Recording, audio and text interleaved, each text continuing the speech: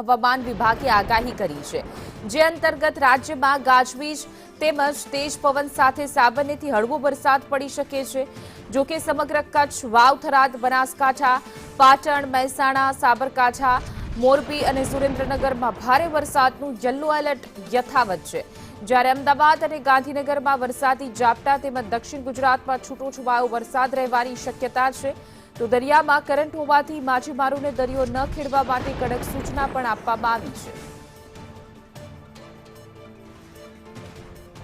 વધુ વિગતો સાથે અમારા સંવાદદાતા દિવ્યા ચૌહાણ જોડાઈ ગયા છે ન્યૂઝરૂમથી। દિવ્યા, જો કે વરસાદનું જોર આજથી ઘટવાનું છે, પરંતુ સાર્વત્રિક વરસાદ પણ યથાવત છે, ત્યારે કયા કયા એવા જિલ્લા છે, વિસ્તારો છે કે જ્યાં વરસાદ રહેશે? હિના, 2 દિવસથી ભારેથી અતિભારે વરસાદની આગાહી આપવામાં આવી હતી અને જે બાદ હવે વરસાદી સિસ્ટમનું જોર રાજ્યમાંથી ઓછું થવાનું છે। 4 વરસાદી સિસ્ટમ હાલ સક્રિય છે રાજ્યમાં, જે હવે ઓછી થઈ રહી છે, જેનું જોર ઓછું થઈ રહ્યું છે, જેના કારણે રાજ્યમાં આજે સાર્વત્રિક વરસાદની આગાહી તો છે, પરંતુ ભારે વરસાદની શક્યતાઓ ઓછી જોવા મળી રહી છે। એટલે કે ભારે વરસાદની શક્યતાઓ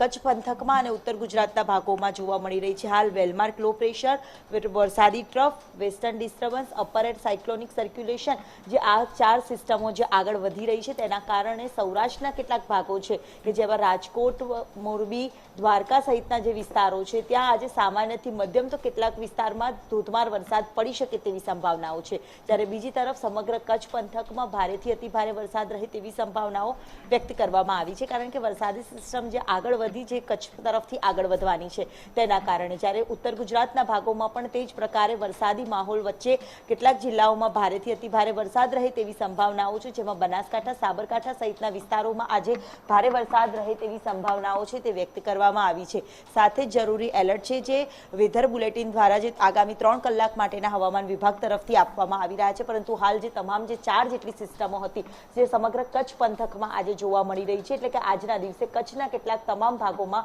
ભારેથી અતિભારે વરસાદ રહે તેવી સંભાવના છે અને ગાજવીજ સાથે વરસાદ રહેવાની શક્યતાના પગલે આજે માછીમારોને દરિયો ન ખેડવાની સૂચના પણ આપવામાં આવી છે। જ્યારે બીજી તરફ અમદાવાદ સહિતની વાત કરીએ તો અમદાવાદ સહિતના વિસ્તારોમાં પણ સામાન્યથી મધ્યમ વરસાદ રહે તેવી સંભાવનાઓ જોવા મળી રહી છે, જેમાં અમદાવાદના વિવિધ વિસ્તારોમાં પણ આજના દિવસે સામાન્યથી મધ્યમ તો છૂટો છવાયો વરસાદ રહે તેવી પણ શક્યતાઓ છે તે વ્યક્ત કરવામાં આવી છે। મહત્વનું છે કે આજે જરૂરી એલર્ટ છે જે આપવામાં આવ્યા છે, જેમાં બનાસકાંઠા છે, જ્યાં આજે ઓરેન્જ એલર્ટ આપવામાં આવ્યું છે, જેમાં પવનની ગતિમાં પણ આજના દિવસે 41 થી 61 કિમી પ્રતિ કલાકની ઝડપે પવન ફૂંકાઈ શકે તેવી સંભાવનાઓ છે। તો બીજી તરફ કચ્છમાં પણ સમગ્ર કચ્છ પંથકમાં પણ આજે જરૂરી એલર્ટ છે, સમગ્ર કચ્છ પંથકને પણ ઓરેન્જ એલર્ટ આપવામાં આવ્યું છે, જ્યારે અમદાવાદ, ગાંધીનગર, વડોદરા, સુરત, આણંદ, ખેડા સહિતના તમામ સમગ્ર મધ્ય ગુજરાતમાં આજે યલો એલર્ટ સાથે ગાજવીજ સાથે પવન સાથે વરસાદ પડી શકે તેવી સંભાવનાઓ છે। તો દક્ષિણ ગુજરાતના ભાગોમાં પણ તે જ પ્રકારે કે સુરત, નવસારી, ડાંગ, તાપીમાં અત્યાર સુધીમાં ભારે વરસાદ રહ્યો,